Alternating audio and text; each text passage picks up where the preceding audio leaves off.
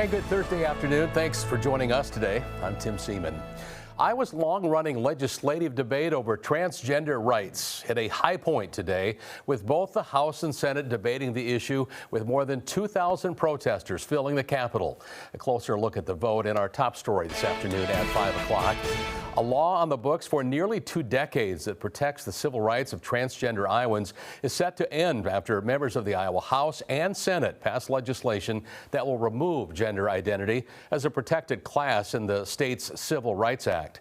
As I said, more than 2,000 people filled the Capitol today and outside for several hours of debate this morning. Chanting, some of it profane, could be heard inside both the House and Senate chambers. More than one person was taken from the proceedings by authorities.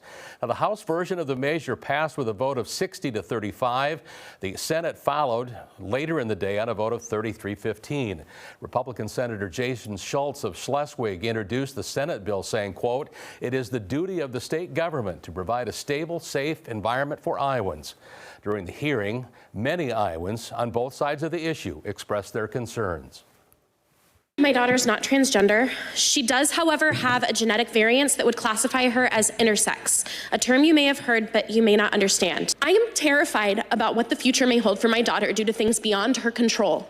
Because of her genetic variance and intersex traits, I don't know what gender Eloise will identify with when she gets older. The confusion that we're pushing on our next generation has to stop, and you have the ability to with this bill by eliminating this being taught in our educational system.